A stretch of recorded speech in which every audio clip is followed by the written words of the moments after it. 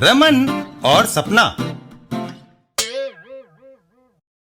एक दिन बॉस के केबिन में, बेको रमन को बुलाओ। रमन बाबू, बड़े साहब बुला रहे हैं। मोगा सिंह, मैं सेठ एंड सेठ कंपनी की फाइल पूरी नहीं कर सका। बुड्ढे ने मुझे झाड़ पिलाने के लिए बुलाया होगा। बॉस के केबिन में, सर एस्टीमेट पूरा करने का टाइम नहीं मिला, आप जितना चाहे डांट सकते हैं। रमन, मैंने तुम्हें डांटने के लिए नहीं, तुम्हें सपना सुनाने के लिए बुलाया है। रात को सपने में मैंने तुम्हें देखा, तुम एक बड़े बंगले में आराम से सोफे पर बैठे थे। नौकर तुम्हारे लिए तरह तरह के खाने बना रहे थे। बाहर शेवरलेट कार खड़ी थी और अकाउंटेंट तुम्हें बता रहा था कि करोड़ों रुपया तुम्हारे बैंक खाते में जमा है। अच्छा बताओ, अगर यह सपना सच हो जाए तो तुम क्या करोगे? सर, सबसे पहले मैं ये घटिया नौकरी छोड़ूंगा। है?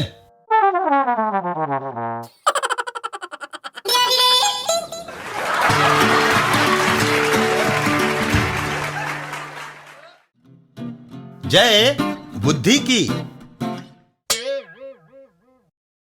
एक दर्जी देश की सैर करने निकला। चलने से पहले, पनीर का टुकड़ा रास्ते में काम आएगा।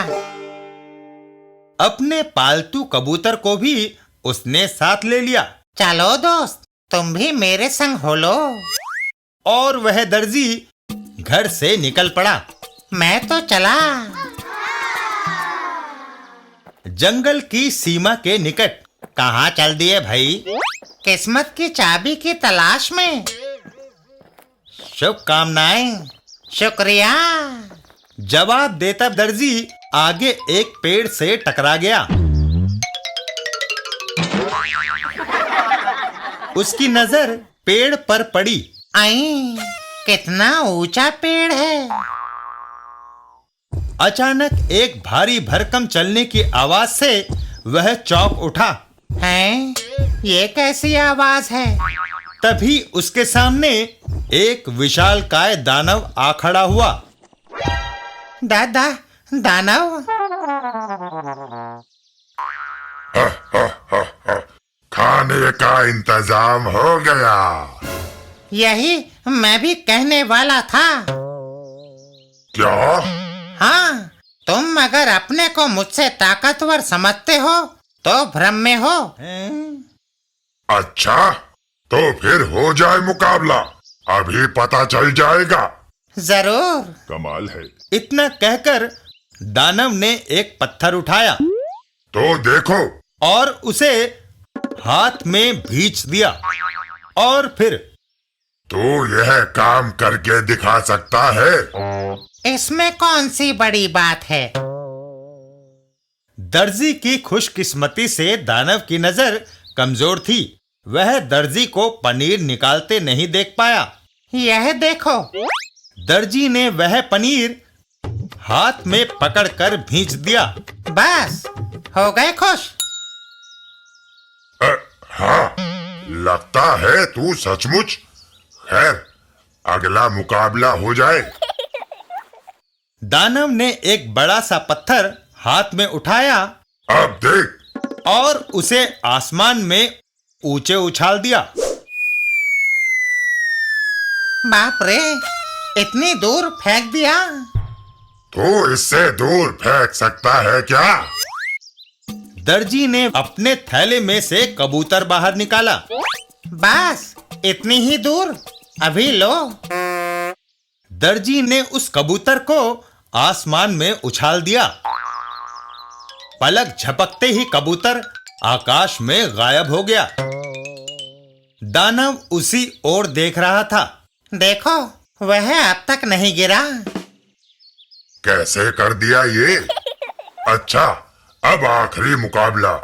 तो उसमें भी जीत गया तो मैं तुझे जाने दूंगा। जरूर जरूर। हम यह पेड़ उखाड़ कर जंगल की सीमा तक उठा ले चलेंगे। जो पहले थक जाए वह पराजित। बिल्कुल ठीक। इतना कहकर दानव ने एक बड़े से पेड़ को जकड़ लिया। कुछ नई तरकीब भिड़ानी होगी। भाई देखो, मैं ज्यादा ताकतवर सिद्ध हो चुका हूँ, सो मुझे जड़ वाला हिस्सा उठाने दो। नहीं, जड़ वाला हिस्सा मैं उठाऊंगा और डालियों वाला तुम। यह सुनते ही दर्जी पेड़ के ऊपर चढ़ जाता है। मैं डालियों पर बैठ जाता हूँ। तैयार हो जाओ, शुरू। कुछ देर के बाद थके नहीं? नहीं, मैं तो बिल्कुल तरोताजा हूँ। काफी देर के बाद मैं तो थक कर चूर हो गया, अब और नहीं। तभी वह पेड़ दानव के सिर पर गिर पड़ा। क्या हुआ? लगता है थक गए। हाँ, तुम जाओ भाई। और दर्जी वहां से 9 2 11 हो गया। जान बची, लाखों पाए, लौट के बुद्धि घर को आए।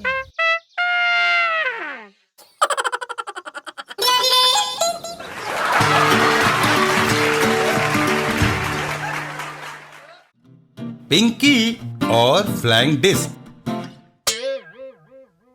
एक दिन पिंकी और दादाजी। दादाजी, क्या आप मेरे साथ खेलोगे? देखती नहीं पिंकी कि मैं योगाभ्यास में व्यस्त हूँ। आप इतने नाराज क्यों होते हैं? मैं खेलने बाहर चली जाती हूँ। इतना कहकर पिंकी घर से बाहर निकल जाती है। घर के बाहर बिन्नू के पास जाना चाहिए। बिन्नू का घर। बिन्नू, क्या थोड़ी देर के लिए तुम मुझे अपनी फ्लाइंग डिस्क दोगे? नहीं, पिछली बार तुम मेरा व्यू मास्टर ले गई थी, जब लौटाया तो उसका लेंस टूटा हुआ था। क्यों ना हम दोनों डिस्क से खेलें? लेकिन मैं घर से दूर नहीं जा सकता, मेरे मम्मी डैडी घर पर नहीं है। हम आसपास खेलेंगे। बिन्नू फ्लाइंग डिस्क को हवा में उड़ाता है। ठीक है, यह गई डिस्क, उसे पकड़ो। पिंकी डिस्क को पकड़ लेती है।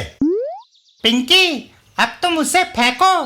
पिंकी फ्लाइंग डिस्क को हवा में उड़ाती है। ओह, वह ऊपर से निकल गई। हवा में सरसरा कर जाती हुई फ्लाइंग डिस्क खिड़की के शीशे से टकराती है और शीशा चकनाचूर हो जाता है। ओह, घबराओ नहीं, हमारी डिस्क बाहर गिरी है, कोई नुकसान नहीं हुआ। लेकिन जिस खिड़की का शीशा टूटा है वह मेरे घर की है। बिन्नू, तुम्हारे मम्मी पापा के आने से पहले हम दूसरा शीशा फिट करवा लेंगे। तभी वहां शीशा फिटिंग वाला आता है। खिड़की का शीशा लगवा लो। जरा इधर आना, वह टूटा शीशा लगवाना है। शीशे के पूरे पैनल के दाम है 20 रुपए। मेरे पास सिर्फ 10 रुपए हैं, काट कर आधा पैनल लगाया जा सकता है। बचा हुआ आधा पैनल मेरे किस काम आएगा, इसलिए 20 रुपए लगेंगे। आधा पैनल लगवाओ या पूरा। ठहरो, अभी आते हैं और सोचकर बताते हैं। पिंकी और बिन्नू। बिन्नू, क्यों ना उस मकान का एक शीशा तोड़ दे। मकान का मालिक जब आधा पैनल लगवा लेगा तो बाकी का आधा पैनल हमारी खिड़की में लग जाएगा। कमाल है। ठीक है, मैं पत्थर मारता हूँ। बिन्नू एक पत्थर खिड़की के शीशे पर दे मारता है। परिणाम स्वरूप ओह, खिड़की का एक नहीं 3 शीशे टूट गए। भागो। इधर शीशा फिटिंग करने वाला बच्चे अभी तक नहीं लौटे। मैं आगे बढ़ूं। खिड़की का शीशा लगवा लो। तभी मकान में से एक आदमी बाहर आता है।